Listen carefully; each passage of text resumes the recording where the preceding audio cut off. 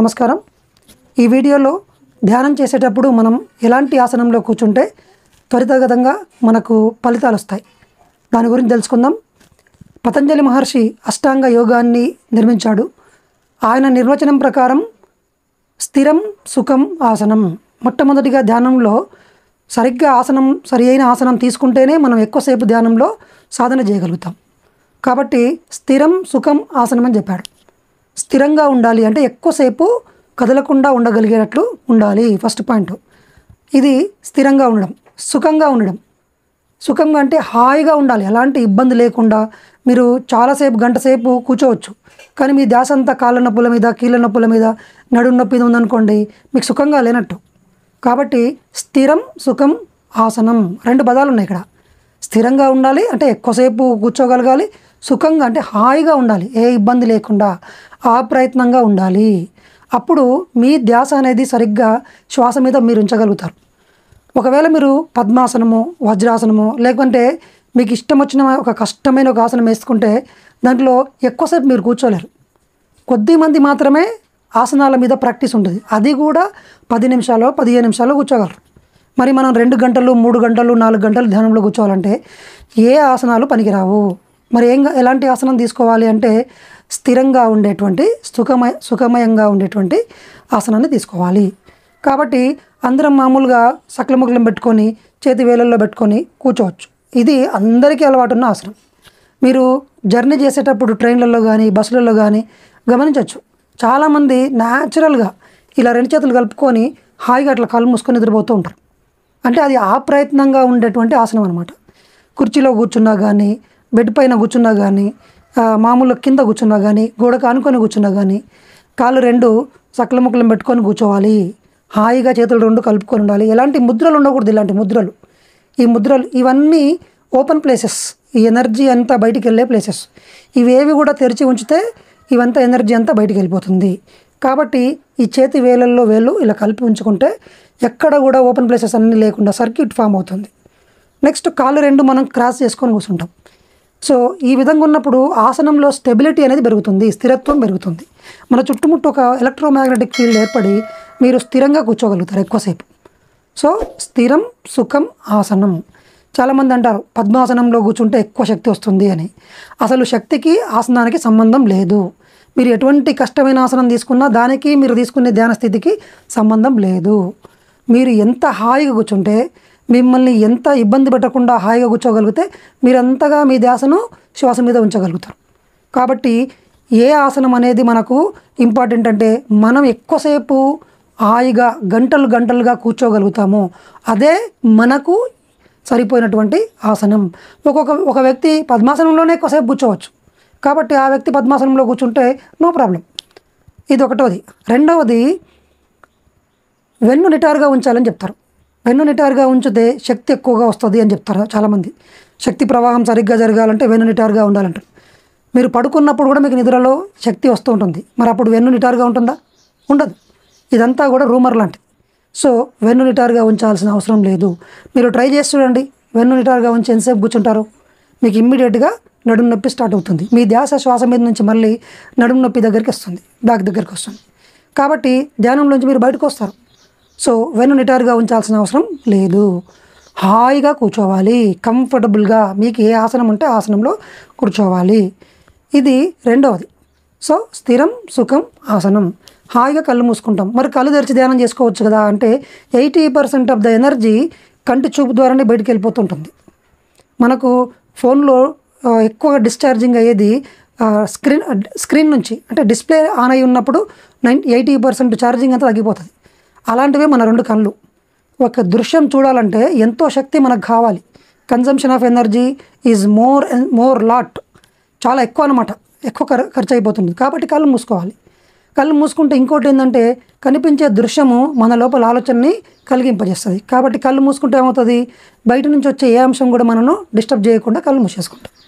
So ఈ 3 అంశాలు మనం ఖచ్చితంగా పాటించాలి. ఏదైనా ఆసనం తీసుకోవాలి, తర్వాత సుఖంగా కూర్చోవాలి, వెన్ను నిటారుగా ఉంచాల్సిన అవసరం లేదు. మరి కదలొద్దా కదలకూడదా చాలామంది డౌట్. ధ్యానంలో ఒకసారి కూర్చున్నాం, మధ్యలో దోమలచి కరుస్తూ ఉంటాయి, కాళ్ళు తిమ్మిరి లెక్కుతున్నాయి చాలామందికి. తిమ్మిరి లెక్కిపోయి కాళ్ళు ఇలా అట్లా పట్టుకుపోతాయి. కాళ్ళు మొత్తం అంతా తిమ్మిర్లెక్కి ఇంకా ధ్యానంలో కూర్చోలేమో అనిపిస్తుంది. ఏమనుకుంటారంటే బయటికి కదలకూడదు గిన్నేమో, లేదంటే ఇంకా తిమ్మిర్లెక్కినాయి కాబట్టి ధ్యానంలోంచి లేవాలనేమో అనుకుంటారు. Don't need to get up. మీరు కాళ్ళను అటు ఇటు అడ్జస్ట్ చేసుకోవచ్చు, కళ్ళు తెరవకూడదు. చేతులు అప్పుడప్పుడు మనకు దోమలు గరుస్తున్నా కానీ ఇట్లా ఇట్లా అనుకోవచ్చు, అటు ఇటుగా మనం అడ్జస్ట్మెంట్ కావచ్చు. శరీరాన్ని వీలైనంత ఎక్కువగా కదలకుండా కూర్చోవాలి, కానీ అది కంపల్సరీ కాదు. సో మీకు డిస్కంఫర్ట్గా అనిపించినప్పుడు బాడీలో మీరు అటు ఇటుగా మూవ్ అవ్వచ్చు, అవి అడ్జస్ట్మెంట్ చేసుకుంటే మీరు మరింతసేపు ధ్యానంలో కూర్చోగలుగుతారు. ఇది సో ధ్యానంలో మనం కదలొచ్చు. దోమలు గరిచినప్పుడు అటు ఇటుగా అడ్జస్ట్మెంట్ చేసుకోవచ్చు. తిమ్మిర్లు ఎక్కినప్పుడు కూడా మనం ఫీల్ కావద్దు. అదంతా కూడా ప్రారంభంలో సాధకులకి అడ్డంకులు వచ్చాయి, కానీ ధ్యాన సాధన పెరిగే కొద్ది కల్లా మెల్లమెల్లగా ముందుకెళ్ళే కొద్ది కల్లా ఈ తిమ్మిర్లన్నీ పోతాయి, వెన్ను నొప్పి తగ్గిపోతుంది, మధ్య మధ్యలో వచ్చే నొప్పులన్నీ తగ్గిపోతాయి. సో ఈ విధంగా మనం ఏం చేయాలి, ఆసనంలో స్థిరంగా సుఖంగా కూర్చోవాలి. అప్పుడు ఆసనంలో స్టెబిలిటీ ఏర్పడి గంటలుగా కూర్చోగలుగుతారు. తర్వాత నెక్స్ట్ ఆసన సిద్ధి. అన్నిటికన్నా ముఖ్యమైన అంశం ఏంటంటే ఆసన సిద్ధి. ఫస్ట్ మీకు శ్వాస మీద ధ్యాస కుదరదు, ఆలోచనలు తగ్గవు.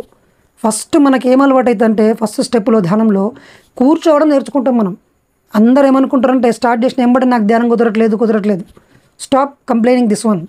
మీరు ఫస్ట్ కూర్చోవడం నేర్చుకోవాలి, తర్వాత శ్వాస మీద ధ్యాస పెట్టడం నేర్చుకుంటారు, ఆ తర్వాత ఆలోచనలు తగ్గుతాయి, ఆ తర్వాత మనసు శూన్యమవుతుంది. ఇట్లా ఒక్కొక్క స్టెప్ వస్తుంది. ఫస్ట్ పిల్లోడు స్కూల్కి అలవాటు అవుతాడు, తర్వాత కూర్చుంటాడు స్కూల్లో, కొంచెంసేపు కూర్చొని మళ్ళీ ఆటలకు వెళ్ళేస్తాడు అట్లా. సో ఏదైనా సరే మనం ఒక కొత్త విద్య నేర్చుకోవాలంటే ఎన్నో స్టేజెస్ ఉంటాయి, క్రమక్రమంగా దాంట్లో అభివృద్ధి చెందుతూ వస్తాం.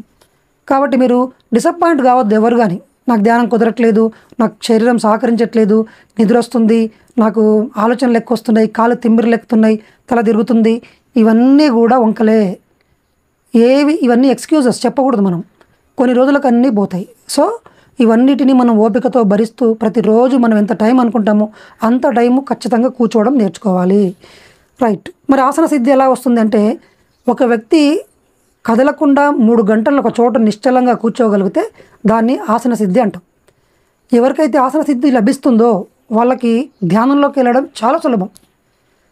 సో మీరేం చేయాలంటే ఫస్ట్ కూర్చోవడం నేర్చుకోవాలి. కూర్చోవాలి. ఎన్ని గంటలు వీలైతే అంత ఎక్కువసేపు కూర్చోవాలి.